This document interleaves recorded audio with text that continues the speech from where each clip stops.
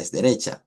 Bien, miren este caso, por ejemplo, de un paciente de un patrón trifásico, un paciente que tiene a lo que antes le llamábamos infarto posterior, que es un infarto inferobasal.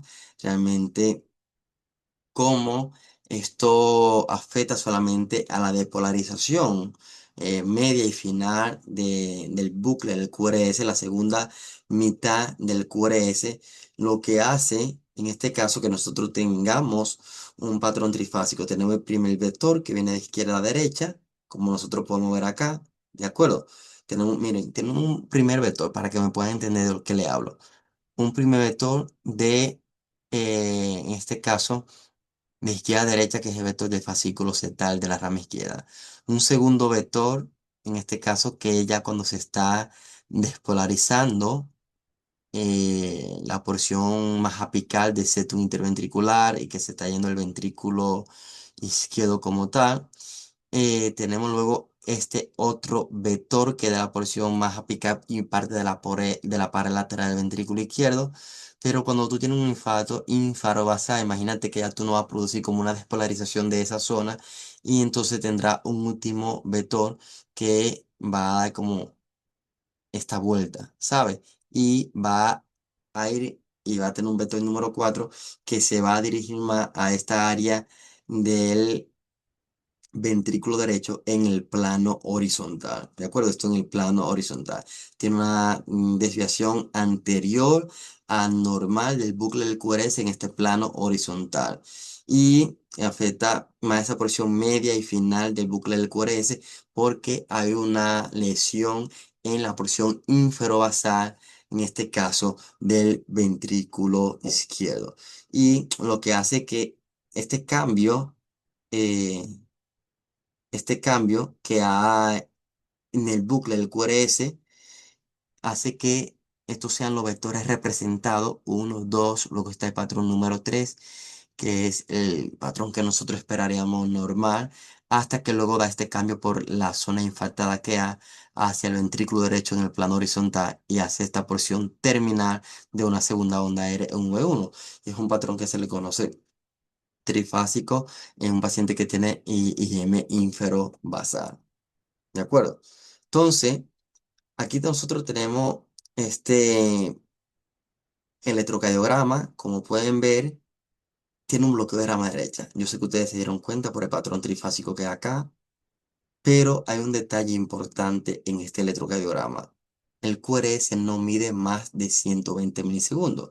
Esto es lo que nosotros solemos ver en muchos pacientes, un bloqueo incompleto de rama derecha, que como ya ensayamos en el cuadro anterior, este patrón trifásico puede tener muchas causas.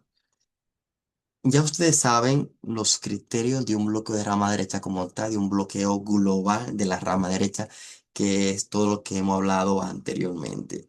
Pero algo que tal vez la mayoría de ustedes no han profundizado o incluso no habían escuchado es de algunos retardos finales que hay en las paredes del ventrículo derecho o en las divisiones de la rama derecha, en esa fibra de Purkinje que suelen como tener una orientación específica, como mencioné cada una más en la parte subpulmonar, una más en la porción media anterior del septum y una más que es inferior y posterior, como podemos ver acá, la división de cada una de ellas como falsos tendones.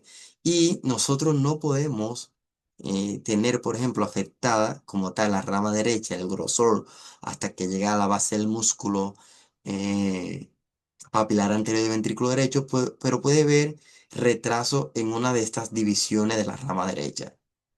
Y aunque no haya un bloqueo de la rama derecha como tal, esto puede realizar cambios en el electrocardiograma que nosotros incluso podemos confundir con bloqueos fasciculares de la rama izquierda. Todo el circuito acá está conservado, ¿de acuerdo? La rama izquierda, pero puede verse afectado una de estas divisiones de la rama derecha y provocar cambios. No es lo mismo un bloqueo global de la rama derecha que lo que hemos hablado a los bloqueos de las subdivisiones. Lo importante es que nosotros lo dividimos, un patrón tipo, o el patrón tipo 1 por ejemplo, patrón tipo 2 y patrón tipo 3. Por el patrón tipo uno lo podemos dividir en uno a, uno b y uno c. Y realmente este no, no trae grandes cambios. Lo más importante en uno de ellos es el tipo uno a, que el tipo uno a simula un patrón del bloqueo de la división anterosuperior de la rama izquierda. Bien, el patrón tipo uno a. El patrón tipo uno a, si nosotros vemos aquí atrás, miren que tenemos A, B, C, así tenemos ubicado cada uno de los supuestos fascículos de la rama derecha. Y nosotros hablamos de la división, en este caso, del patrón tipo uno a.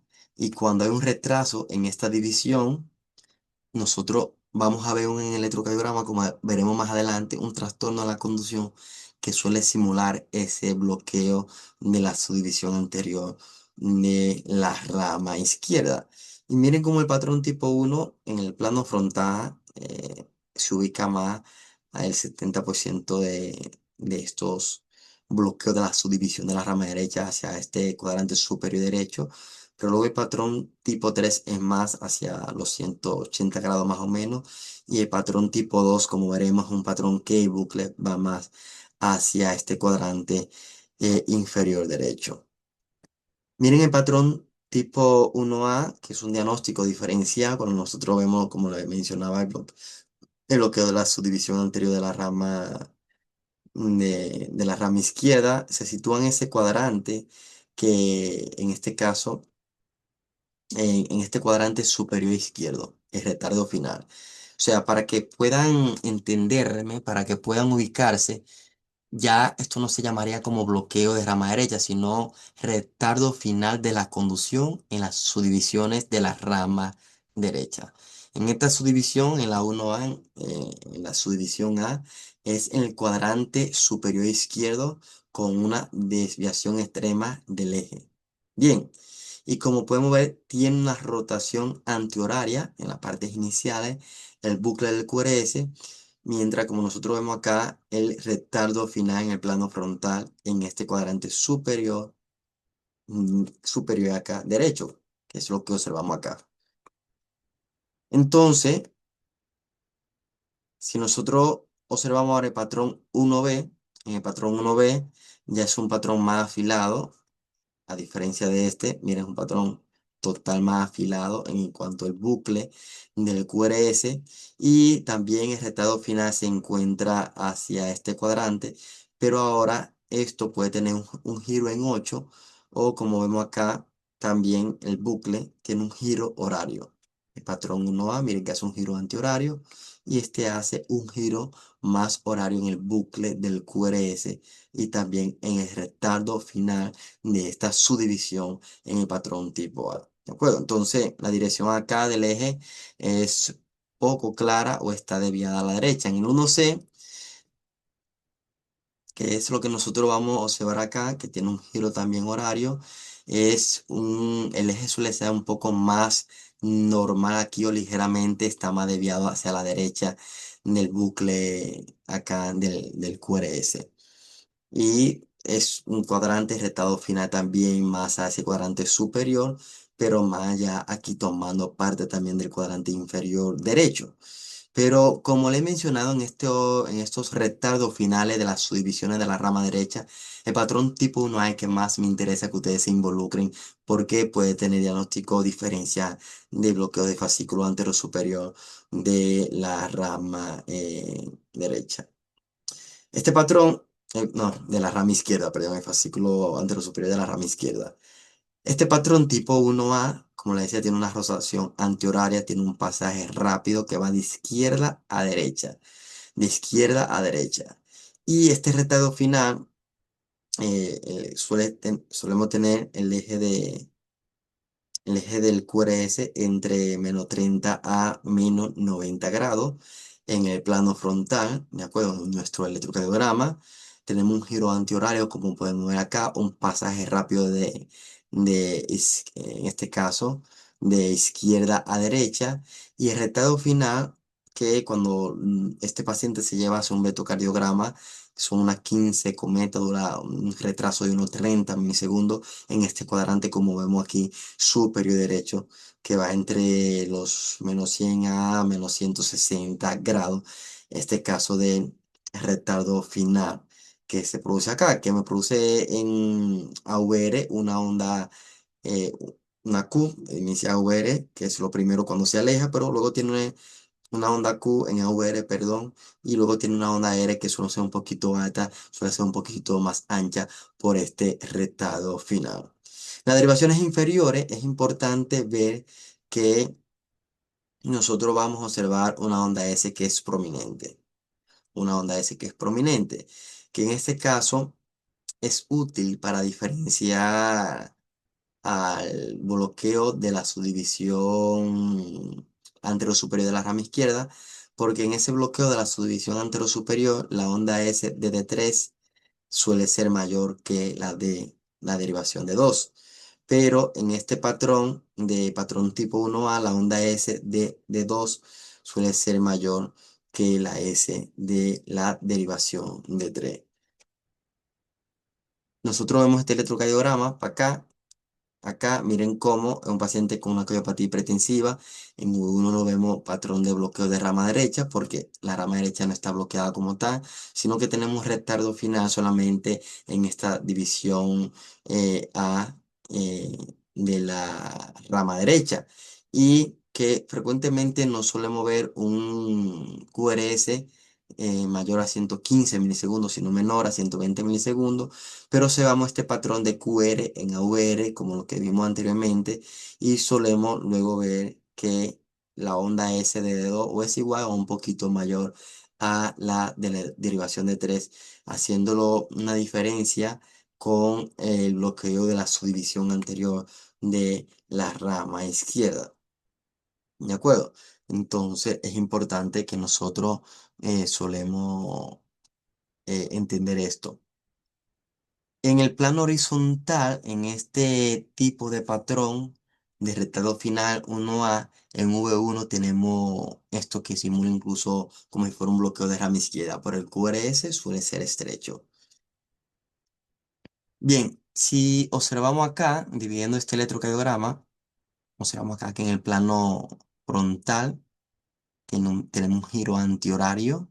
Esto está en el cuadrante superior derecho. Miren el patrón QR acá. Y como le decía, acá, si leemos acá en el cuadrante superior derecho, la onda R es ancha en AVR y la onda S de la derivación de 2 suele ser mayor que la onda S que la derivación de 3. A veces yo he visto electrocardiogramas que tienen el tamaño similar, pero en otros sí la tiene mayor la de D2. Ahora está claro que en la subdivisión, en el bloqueo del fascículo anterior de la rama izquierda suele ser mayor en la derivación de 3. Ahora, en este patrón también tipo 1A, también se le conoce como un patrón de pseudoinfarto inferior. Es este paciente que te llega con este patrón. Observan acá un QRS estrecho, pero con un QS en las derivaciones inferiores. Y tú dices es una zona eléctricamente inactiva, que es lo que pasa en la mayoría de los casos, pero cuando el paciente se estudia, el paciente se le hace resonancia, se le hace eco, todo está normal. ¿De acuerdo? Entonces, para que piensen en un diagnóstico de inferencia de un pseudoinfarto, es cuando vean este retardo final de la conducción en el patrón tipo 1A de la rama derecha de las de His. Miren acá, estoy en el patrón que nosotros también estamos viendo de pseudoinfarto. A veces o hay una pequeña onda R embrionaria o a veces no hay R embrionaria que caracteriza como un RS, sino a veces se ve como un QS y a veces tan pequeña que ni se nota. Así solemos tener esta onda S ensanchada en D1 y menos ensanchada en AVL, pero en AVR tenemos una onda R prominente. ¿De acuerdo? Esto es un patrón de pseudoinfarto inferior. Y en el plano horizontal, nosotros solemos ver, sí, un patrón QR en V1. Porque en un V1, cuando nosotros vemos que inicia con una onda Q, es como muy característico, así se estrecha de que el paciente tuvo un infarto, ¿de acuerdo? De que el paciente tuvo un infarto. Pero recordar también que un diagnóstico diferencial en que haya un retardo final en una de las divisiones de la rama derecha, lo que hace que el vector inicial se dirige hacia atrás y hacia la izquierda. Hacia atrás y hacia la izquierda, alejándose de V1, y por eso tiene ese inicio de onda Q en la derivación V1, y que cuando nosotros lo vemos, lo primero es sospechar que es patológico hasta que se demuestre lo contrario. Para estar más claro y usted queden bien con los criterios, cuando nosotros tenemos el patrón tipo 1A, la onda S de D2 suele ser mayor que la de D3, pero cuando vean que la onda S de la derivación de 3 es mayor que la de D2, suele ser más por un bloqueo del fascículo antero superior de la rama izquierda. Solemos tener en D1VL RS en el patrón 1A, RS, que es lo que observamos en las derivaciones en este electrocardiograma anterior, ya les muestro. Acá solemos tener RS, pero en la subdivisión sí es característico que obtengamos QR de una VL, y luego vamos a ver RS en las derivaciones inferiores. Y eso lo vamos a entender muy bien cuando hablemos de los bloqueos fasciculares de la rama izquierda. En AVR suele tener acá un QR que la Q y la R suelen ser del mismo tamaño o la R más prominente, pero cuando el fascículo está bloqueado de la rama izquierda del fascículo anterior, suele tener ausencia de onda R en AVR. Bien, aquí va hacia abajo y hacia la izquierda, en el patrón tipo 1A, el vector inicial, y aquí hacia abajo y a la derecha, que es lo comúnmente cuando está bloqueado el fascículo anterior, porque el fascículo Z está conservado. Hay un pasaje rápido que va de izquierda a derecha, pero que no se da esto en este bloqueo fascicular anterior. El retardo final de la conducción es en el cuadrante superior izquierdo, ¿de acuerdo? En el cuadrante superior izquierdo, pero acá en este bloqueo de la subdivisión, con y sin retardo hacia arriba, hacia la izquierda siempre. Miren el patrón tipo 1A con el retardo final de la conducción de la rama derecha, y aquí el de la subdivisión anterior para que lo veamos en el electrocardiograma como tal. La SDD2 suele ser mayor que la SDD3. Y miren acá, en el de la subdivisión anterior, es mayor la SDD3 que la SDD2. Nosotros solemos tener QR en AVR, QR en AVR o Q y R del mismo tamaño, la R mayor en el retardo final de esa subdivisión de la rama derecha, pero en la subdivisión anterior de la rama izquierda, cuando está bloqueada, solemos ver solamente QS o una pequeña RS. Y en la derivación de laterales de unión QR en este bloqueo de la división anterior de la rama izquierda, y en el patrón tipo 1A solemos tener RS. Entonces no hay para nosotros confundirnos. En el patrón 1B, realmente el eje suele ser indeterminado, a diferencia del patrón tipo 1A, el eje del QRS, o suele ser perpendicular. Bien, y el bucle, como le mencionaba, suele ser la morfología en 8, hacia acá un giro horario, el bucle del QRS en el plano frontal, como si fuese la hélice de un avión. En este patrón tipo 1B, como le decía, es difícil saber, y vamos a ver ahora por qué el eje del QRS, porque suelen estar las derivaciones en el plano frontal muy similar. Miren el plano frontal es como una hélice, pero en el plano horizontal, mire que es ancho y termina este retardo final en el el cuadrante acá posterior, pero derecho en el plano horizontal, y acá en el superior, en este caso, pero derecho en el plano frontal. Esto es un paciente que tiene una comunicación interauricular con un patrón tipo 1B, y verdaderamente nosotros podemos calcular aquí el eje del QRS, pero muchas veces cuando vemos D1 y AVF, RS suele ser similar, y es difícil saber a veces hacia dónde está el eje como tal, y a veces te queda como en el mismo punto del medio, hacia dónde voy, hacia la izquierda, hacia la derecha, y es cuando tenemos un patrón tipo 1B. ¿De acuerdo? Un patrón tipo 1B, que suele ser de la misma subdivisión, lo único que cambia es algo el patrón de retardo final, en este caso en el de la rama derecha. El patrón tipo 1C, en este caso, el eje del QRS no suele estar desviado o está desviado un poquito más hacia la derecha, como le decía, que se mezcla un poquito más a este cuadrante inferior derecho. Este sí suele tener morfología característica de bloqueo incompleto de la rama derecha en V1 y V2 y suele tener S en la derivación de uno, S en la derivación de 2 y S en la derivación de 3. S1, S2 y S3. Aquí tenemos una rotación horaria, como podemos ver, y miren, tiene S de 3, AVF de 2 y también tiene S en D1. Es importante que puedan ver esto acá. AVR también tiene un QR acá. Y como le decía, cuando vamos al plano horizontal, tiene un patrón de RSR, un patrón trifásico en V1, que sí lo caracteriza a este patrón tipo 1C.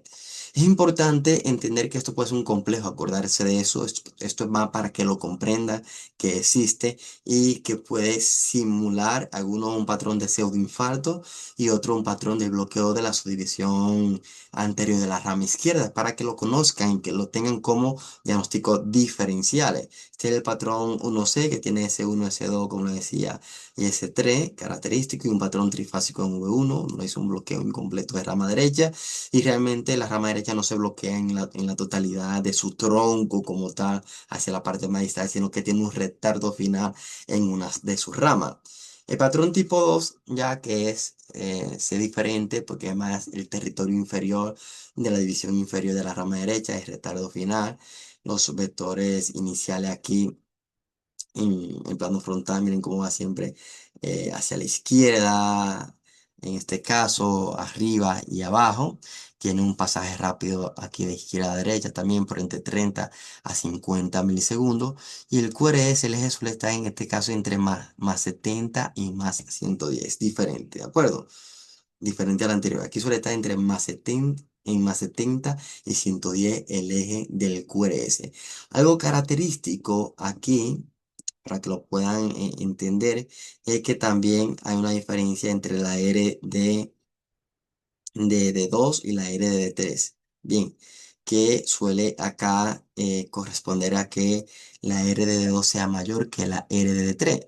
Y es importante este patrón tipo 2 y ustedes me preguntarían por qué, porque en el anterior nosotros estábamos haciendo mucho énfasis en ser diagnóstico diferencial del fascículo anterior de la rama izquierda, pero este es más para hacer diagnóstico diferencial del fascículo inferior de la rama izquierda, de ese fascículo posteromedial. ¿De acuerdo? Entonces, el retardo final de este sí lo vamos a encontrar más característico entre más 120, más 150 grados, más a este cuadrante inferior derecho. Recuerda que en el otro, en el tipo 1, era más en este cuadrante superior derecho.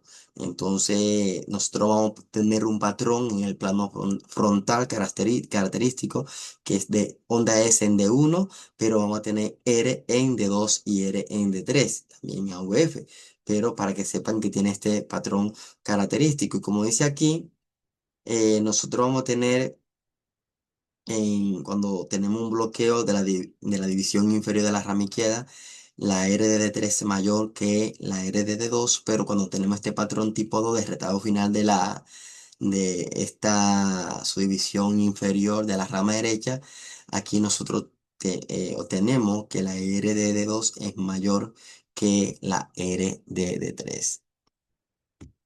Es un poquito complejo, pero es para que lo comprendan, lo entiendan. Mire este patrón tipo 2 en el plano horizontal. Aquí lo que nosotros vamos a observar es que podemos ver que el QRS puede no ser ancho, mayormente no es ancho, en las precordiales a partir de V2. ¿De acuerdo?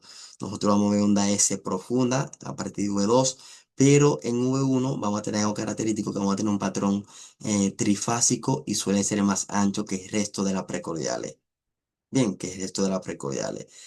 Cuando tenemos este retardo final en esta porción inferior de la subdivisión de la rama derecha.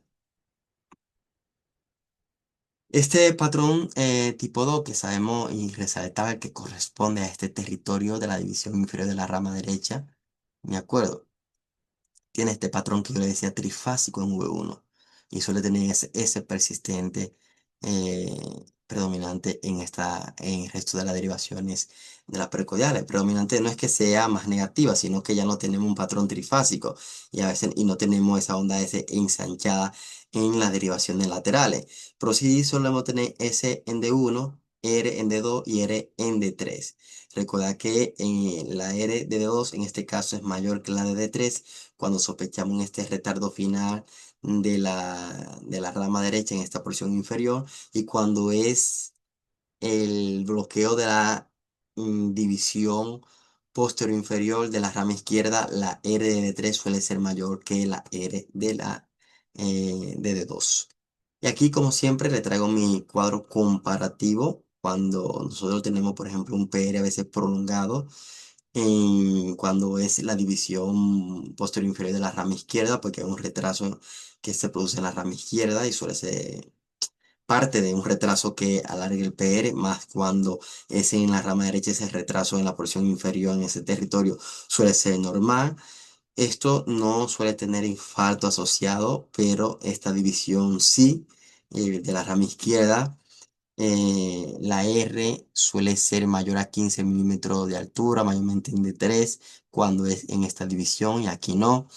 Y como ya le mencioné, este patrón de que R es mayor, si es en D2 o en D3, suele tener muesca en las derivaciones inferiores, como muesca, el QRS, cuando es la división posterior de la rama izquierda, pero cuando es retardo final de la rama derecha no suele tener.